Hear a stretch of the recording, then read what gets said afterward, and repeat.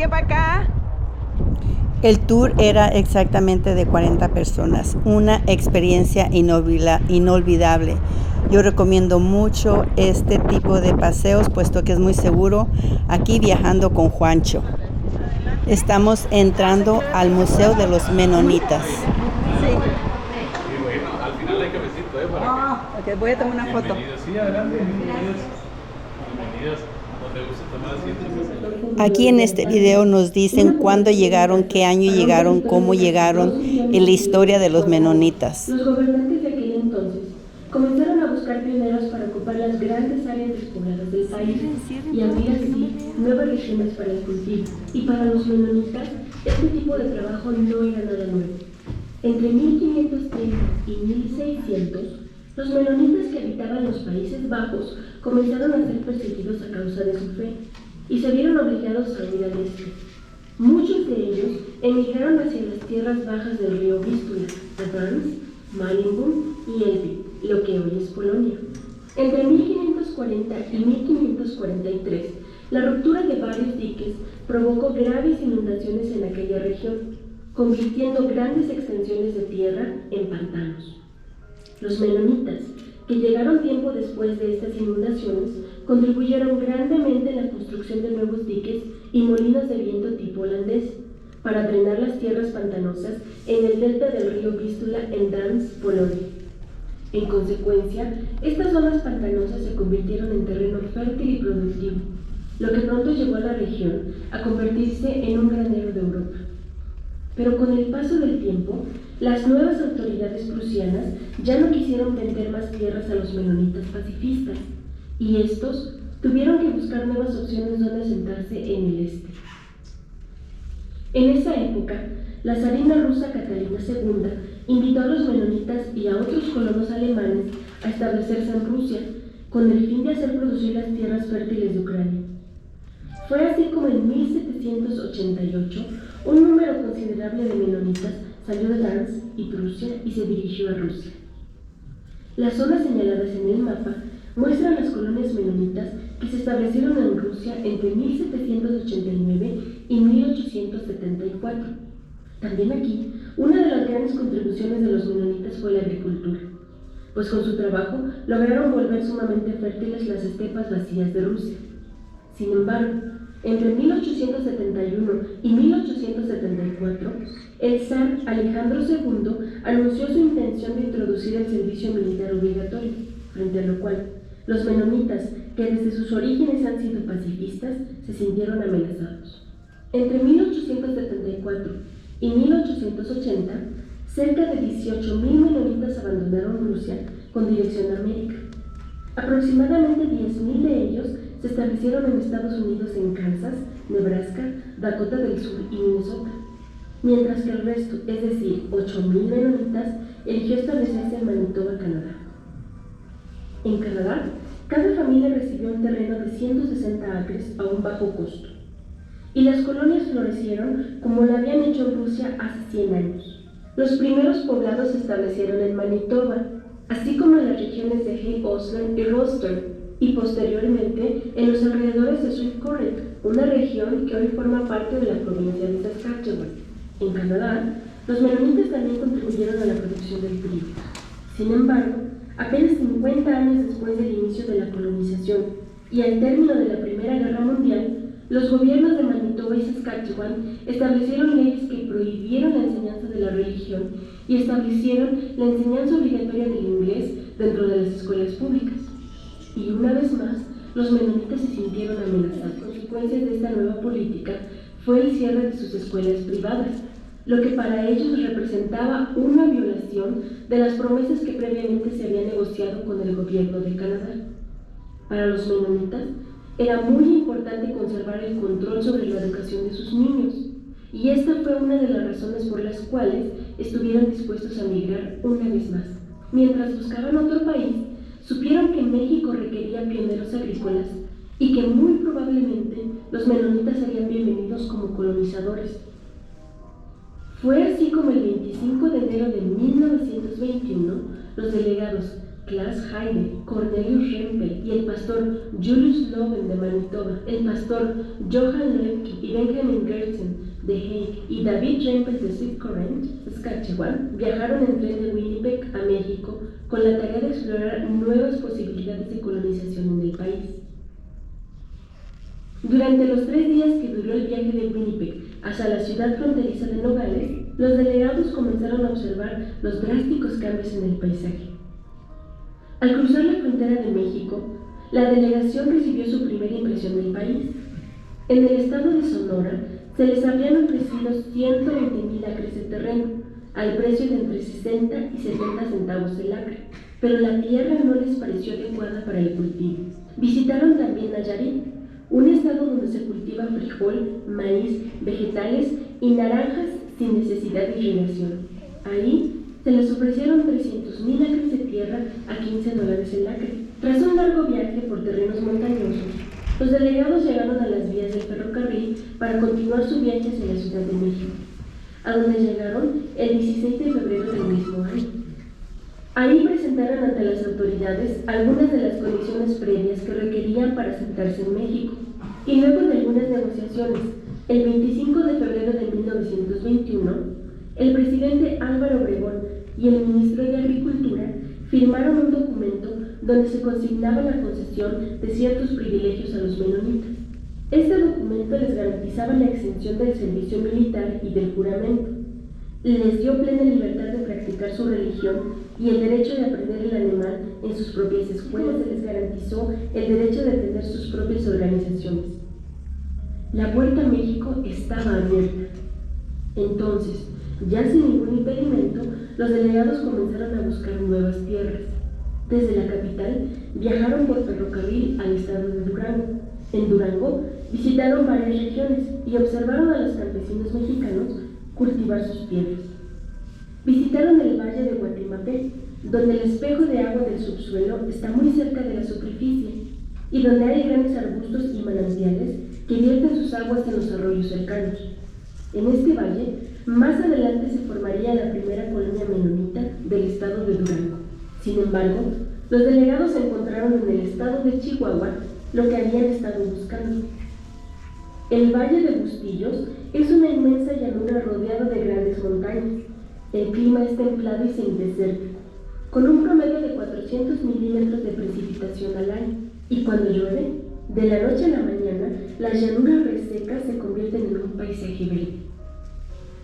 Es como si Dios hubiera tocado la tierra con una varita mágica. ¿Quién ha visto jamás un amanecer tan glorioso? ¿Quién ha admirado tan nítido y cercano el arco iris, símbolo de la alianza de Dios con el hombre? En aquel lugar se encontraba la hacienda de la familia Zuluaga, a quien los menonitas compraron 200,000 acres de terreno a un precio de $8.25 por acre. Fue así como 8 meses después, en septiembre de 1921, se dio a conocer la noticia de la nueva adquisición y comenzaron los preparativos para la gran migración. Entre 1922 y 1926, 36 trenes, cada uno con 25-45 vagones, salieron de Manitoba y Saskatchewan rumbo a México. El costo total del flete por cada tren era de entre $25,000 y $35,000 americanos. Los trenes se equiparon con vagones tipo Pullman, comedores con servicio completo y agua.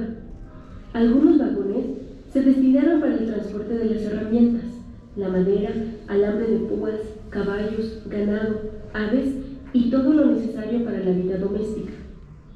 Los nuevos pioneros tenían una fe inquebrantable en Dios.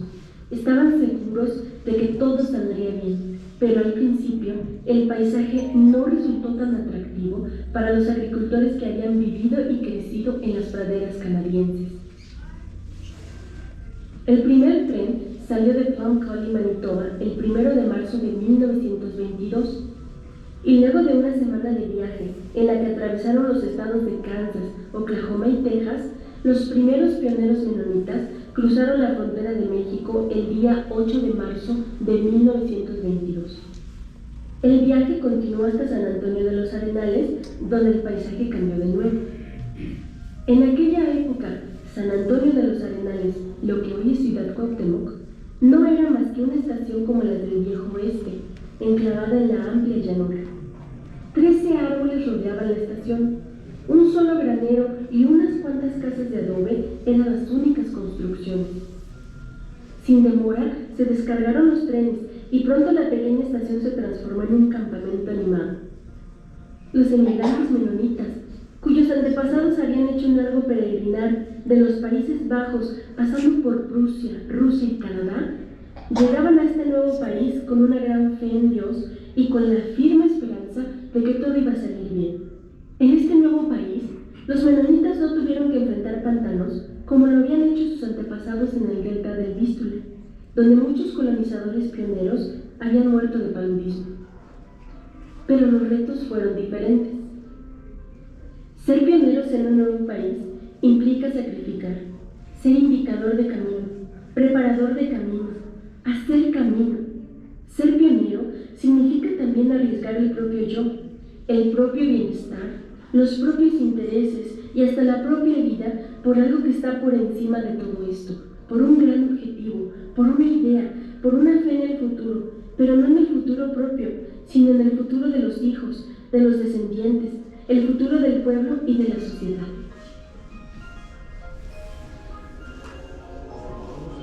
Con el primer surco que se abre en el mes de marzo de 1922, comienza una nueva etapa de la historia en México y un nuevo capítulo en la historia del pueblo menonita.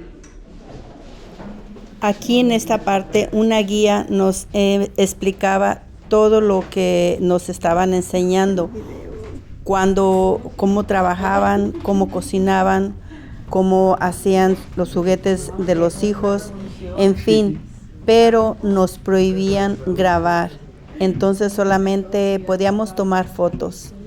Entonces espero y este video les haya interesado, al igual que a mí me interesó mucho. Aprendí mucho de la vida de los menonitas y créanme, es algo que realmente admiré de todo lo que ellos, como por ejemplo los juguetes. Al final del año ellos recogen los juguetes, se los aguardan a sus niños, los lavan, les lavan la ropita y vuelven a guardarlos.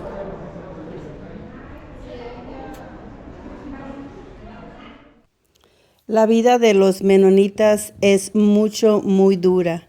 Aún muchos de ellos todavía practican esa vida en donde ellos no pueden permitir el uso de la tecnología, de la electricidad, de un carro, de cosas que uno en la casa usa, por ejemplo, con electricidad, una lavadora o una secadora, nada de eso. Inclusive muchas de estas fotos ahí mirábamos las máquinas que ellos utilizan para lavar la ropa.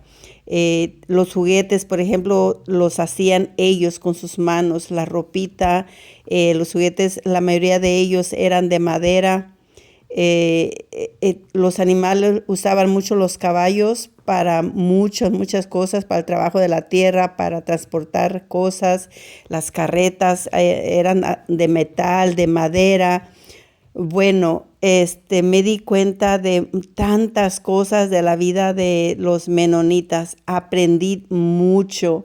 Inclusive venden el queso hecho ahí mismo en San Cristóbal. Ellos ya, casi el 70% de los menonitas ya se modernizaron.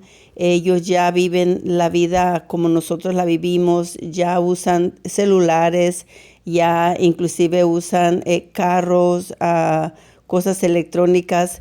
La muchacha, la guía, nos estaba diciendo que inclusive ella está muy agradecida en que ya ella ya vive de la manera moderna, pero la educación básicamente sigue siendo la misma. Hablan 2 idiomas en México, entre ellos hablan alemán y hablan muy bien el español, con un poquito de acento alemán, pero Vale la pena. Si visitas un día a Chihuahua, te recomiendo muchísimo ir aquí a este museo.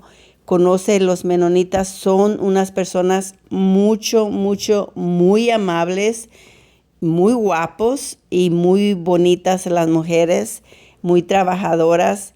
Ya se visten también normal. En cambio, la otra parte de menonitas, en otra parte de ahí del mismo pueblo, ellos no se visten todavía como antes. Se tapan el pelo, los hombres andan con overol, las mujeres con vestido largo, no usan joya, no usan maquillaje, no usan luz, electricidad. Ellos aún todavía viven al estilo de antes, de los principios de los menonitas. Y bueno, pues en muchas de estas fotos te darás cuenta de muchas cosas que ellos hasta el momento todavía utilizan en sus hogares, como esta estufa, por ejemplo. Unas cosas muy antiguas que ellos aún todavía usan en su vestimenta, en su manera de vivir. Los alimentos que ellos hacen, casi todo es orgánico, todo ellos lo cultivan. Yo, por ejemplo, compré queso y compré mermelada. Esto que estás viendo aquí ahorita, esas verdes, eran las lavadoras donde ellas antes lavaban. Está haciendo un viento, pero ¿para qué les cuento? Yo aquí me despido. Muchas gracias por haber mirado mi video. Aquí en esta ocasión no grabé, no es permitido. Les voy a hacer el video de puras fotos que solamente tomé aquí en el Museo de los Menonitas, y también les voy a platicar todo lo que yo aprendí de los menonitas. Una vez más te doy las gracias, espero y me acompañes en los otros videos. Te invito para que los veas en este recorrido en este recorrido que ando haciendo aquí en Chihuahua. Muchas gracias, aquí te espero el siguiente sábado. Ya sabes, es completamente gratis, puedes suscribirte a mi canal y que Dios te bendiga. Te mando un beso donde quiera que me estés viendo y hasta pronto. Aquí con Feya te doy las gracias. Bye.